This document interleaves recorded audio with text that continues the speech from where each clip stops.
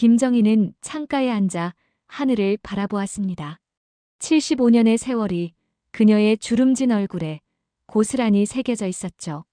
남편과 함께했던 행복한 시절이 문득 떠올랐어요. 하지만 그 행복은 너무나 짧았습니다. 남편이 갑작스럽게 세상을 떠난 후 정희는 외아들 민수를 혼자 키워야 했어요. 아버지 없는 아이라고 주눅 들게 하지 말자. 그 한마디가 평생의 신조가 되었습니다. 아들에게 최고의 교육과 물질적 풍요를 안겨주기 위해 정희는 두 사람 몫의 일을 했어요. 밤늦게까지 이어지는 식당 일, 주말에도 쉬지 않던 청소 아르바이트. 모든 것이 민수를 위한 희생이었죠. 엄마가 있잖아. 뭐든지 다 해줄게. 정희는 늘 그렇게 말하며 민수의 모든 요구를 들어주었습니다. 대학 등록금은 물론이고 첫 직장에 들어갔을 때 사준 자동차, 결혼할 때 마련해준 신혼집까지. 그녀는 단 한 번도 아들에게 어렵다는 말을 하지 않았어요. 하지만 세월이 흐르면서 정희는 자신의 사랑이 잘못된 방향으로 흘러갔음을 깨닫게 됐죠. 민수는 무엇이든 받는 것을 당연하게 여기는 사람이 되었습니다. 심지어 결혼 후에는 아내 미진의 영향으로 더욱 변해갔어요. 그럼에도 정희는 민수의 마음만큼은 착하다고 믿었습니다. 그저 올바른 방향을 찾지 못했을 뿐이라고요. 정희는 창밖으로 떨어지는 낙엽을 바라보며 한숨을 내쉬었어요. 마치 자신의 남은 시간처럼 낙엽은 조용히 땅으로 내려앉았습니다. 그리고 오늘 그녀는 예상치 못한 소식을 들었죠. 암이 많이 진행됐습니다. 시간이 얼마 남지 않았어요. 의사의 말이 여전히 귓가에 맴돌았습니다. 정희는 조용히 눈을 감았어요. 슬픔보다는 아들에 대한 걱정이 더 컸습니다. 과연 그녀가 떠난 후 민수는 어떻게 살아갈까요? 다음 날 아침 정희는 조심스럽게 아들에게 전화를 걸었습니다.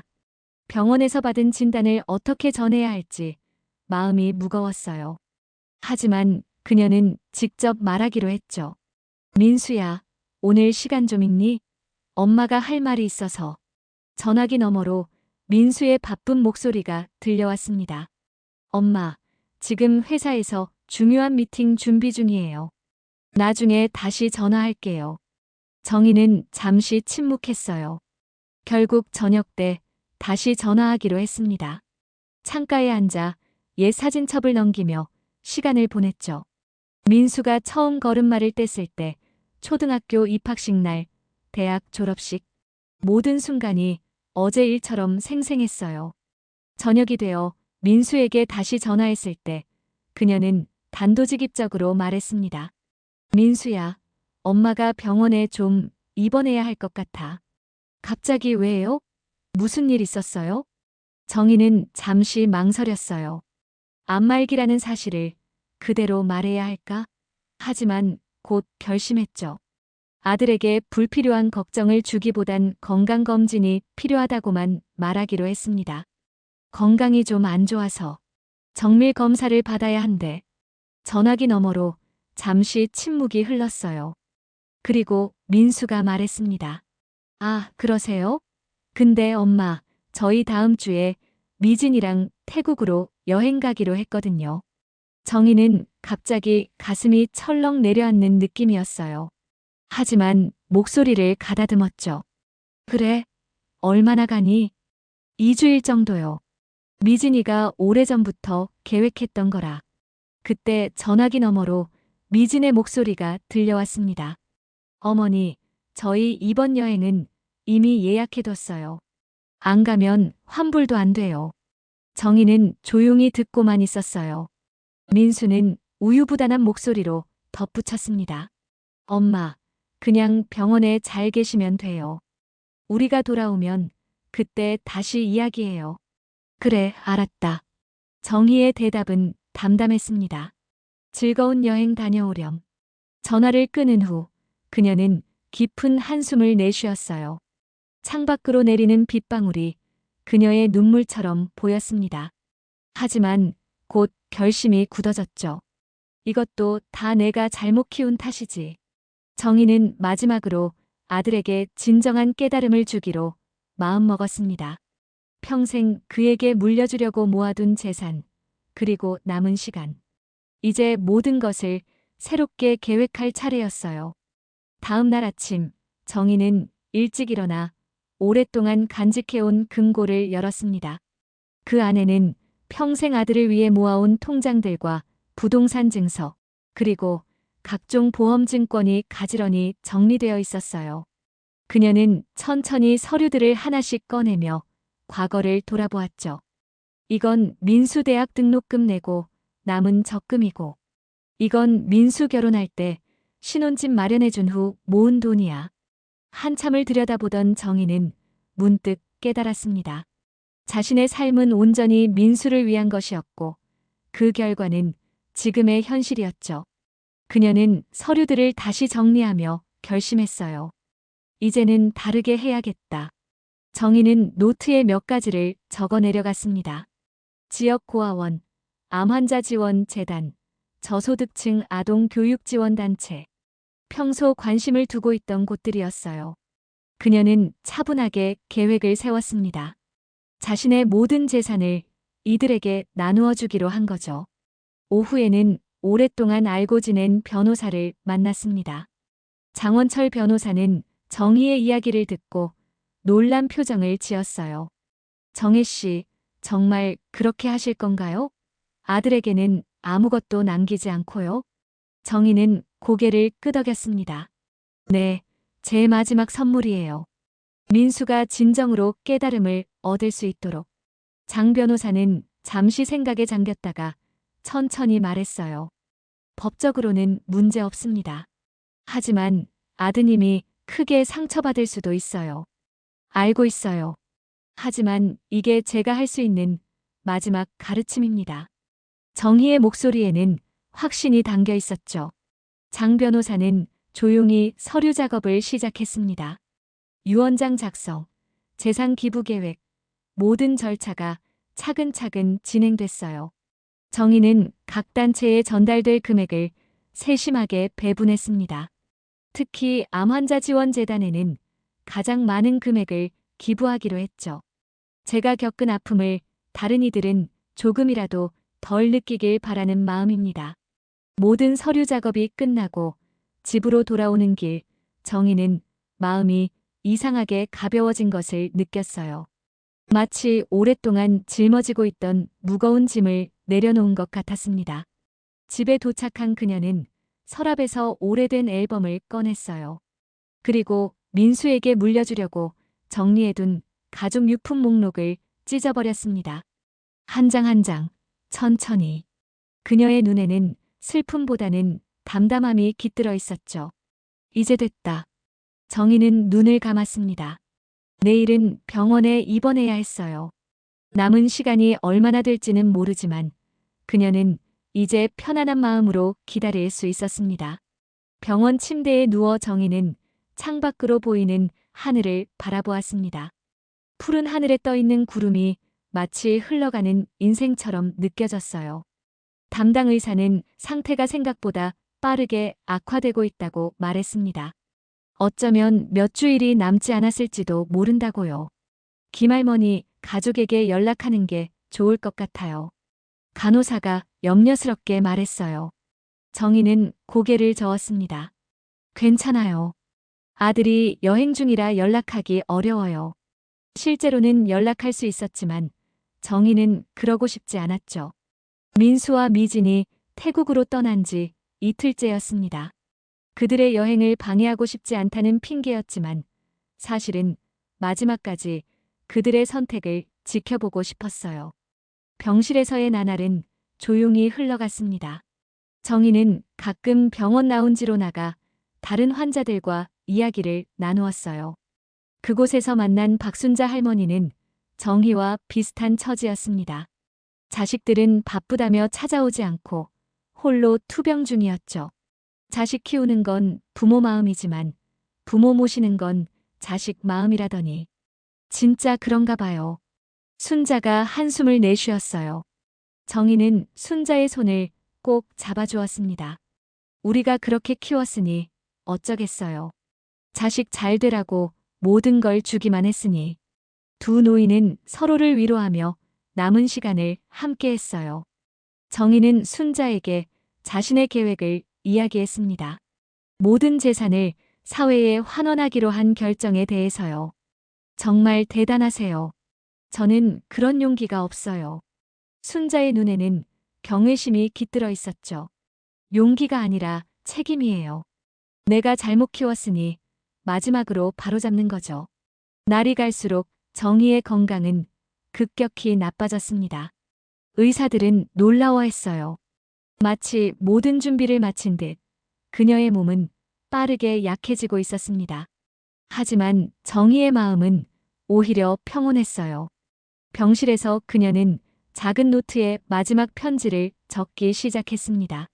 민수에게 남길 유일한 유산이 될 글이었죠. 나는 평생 너에게 주기만 했구나. 하지만 이건 내 잘못이야.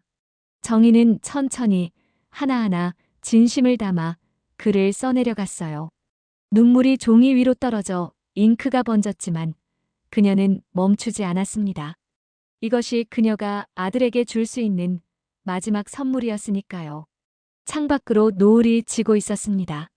정희는 완성된 편지를 베개 밑에 고이 넣고 눈을 감았어요. 오늘따라 몹시 피로했습니다.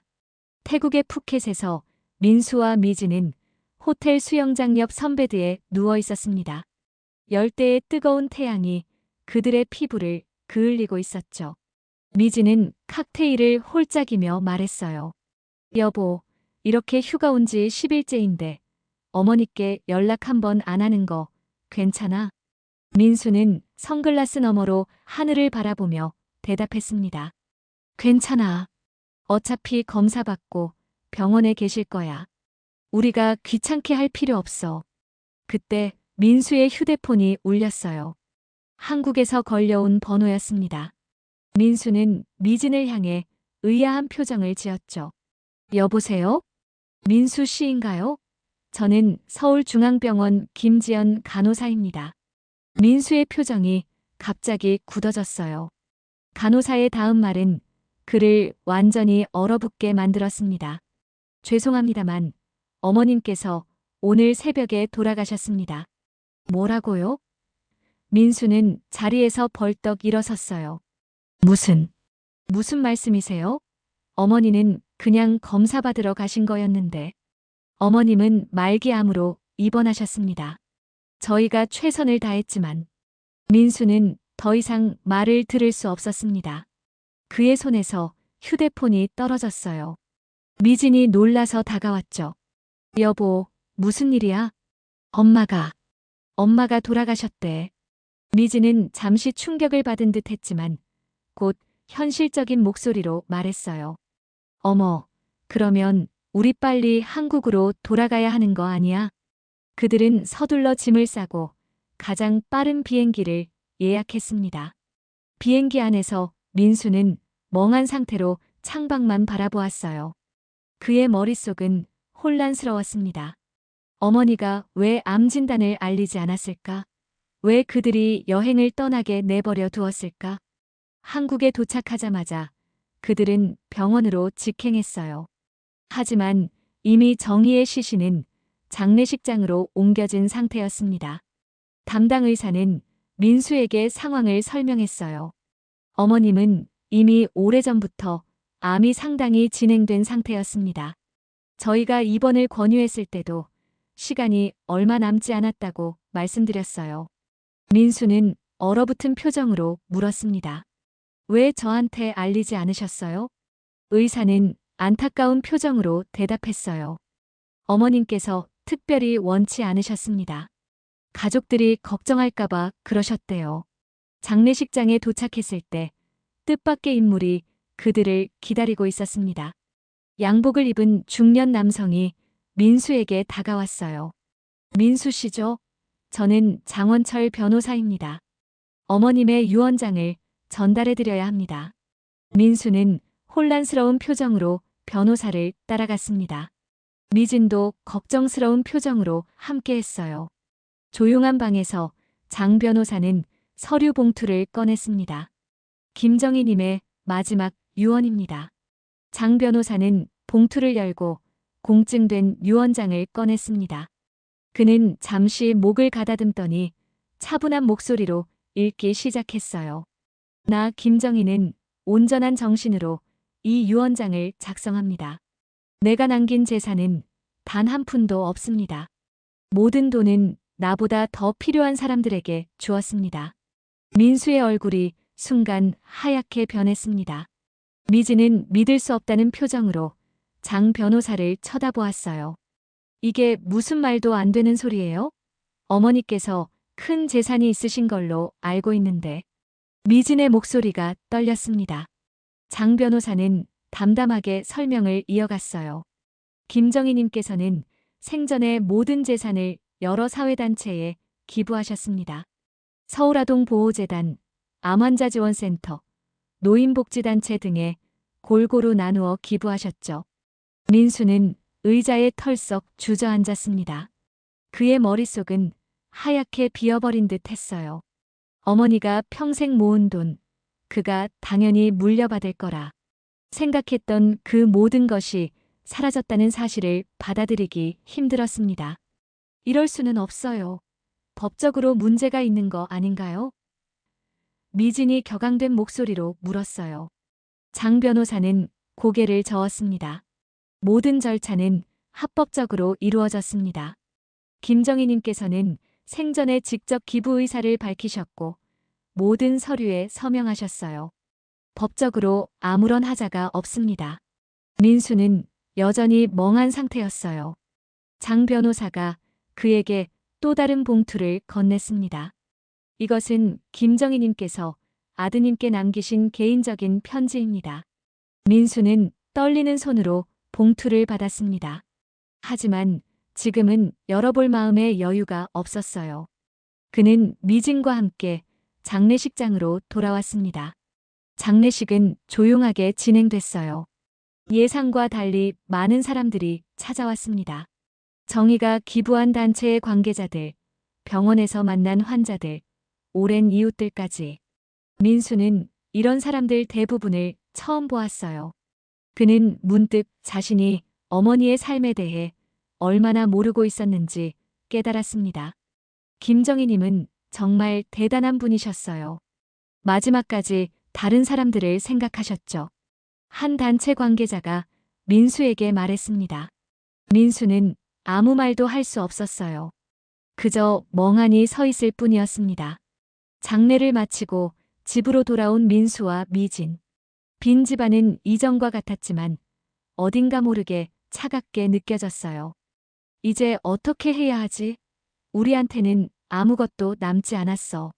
미진이 절망적인 목소리로 말했습니다. 민수는 소파에 앉아 어머니가 남긴 편지 봉투를 바라보았어요. 그는 천천히 봉투를 열었습니다. 민수의 떨리는 손이 봉투 안에서 꺼낸 편지를 펼쳤습니다. 어머니의 정갈한 필체가 눈에 들어왔어요.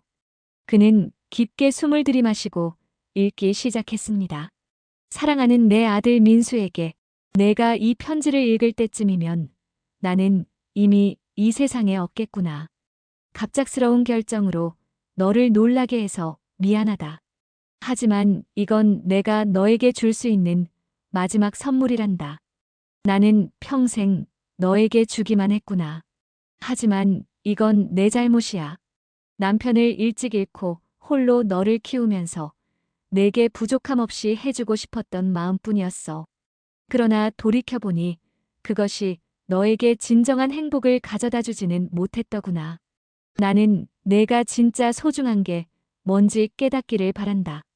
돈이나 재산이 아니라 진심으로 사랑하고 베푸는 마음이 얼마나 값진지를 너무 늦지 않길 바라면서 마지막으로 엄마가 남긴 선택을 원망하지 말아주렴.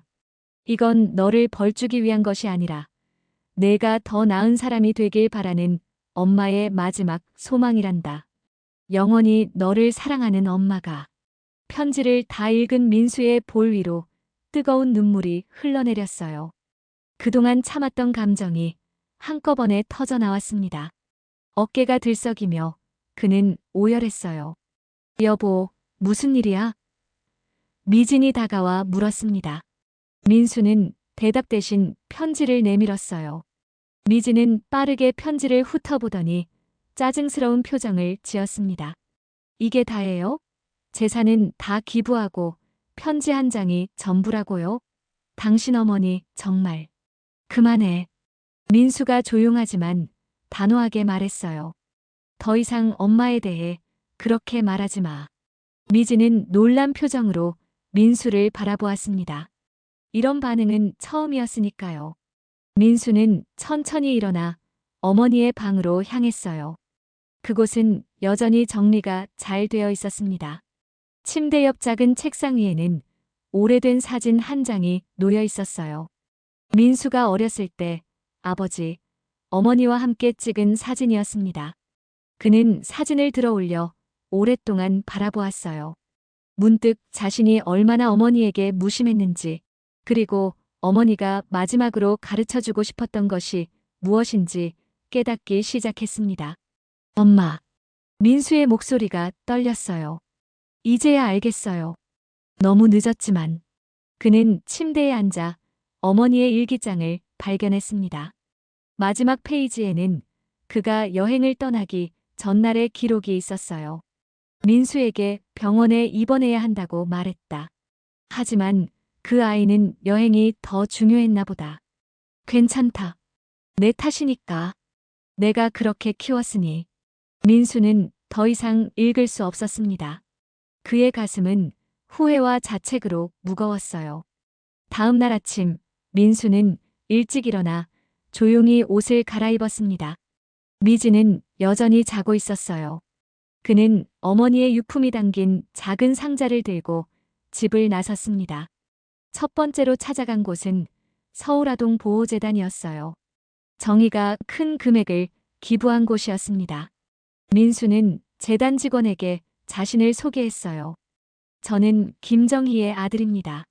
어머니의 기부에 대해 좀 더 알고 싶어서 왔습니다. 직원은 반갑게 그를 맞이했어요. 김정희 할머니의 아들분이셨군요. 할머니께서는 정말 대단한 분이셨습니다. 덕분에 우리 아이들이 새 교육관을 갖게 됐어요. 민수는 직원의 안내로 재단 내부를 둘러보았습니다. 새로 지어진 교육관 앞에는 김정희 홀이라는 명패가 걸려 있었어요. 그리고 그곳에서 공부하고 있는 아이들의 모습이 보였습니다. 이 아이들은 부모가 없거나 형편이 어려운 아이들이에요. 할머니의 기부 덕분에 이제 더 나은 환경에서 공부할 수 있게 되었죠.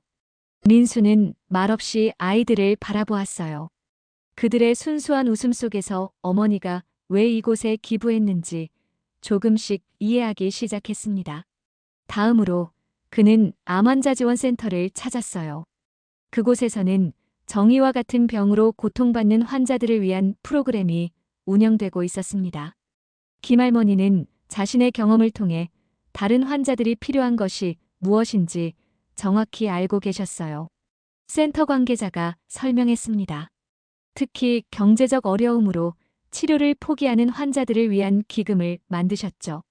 민수는 천천히 고개를 끄덕였어요.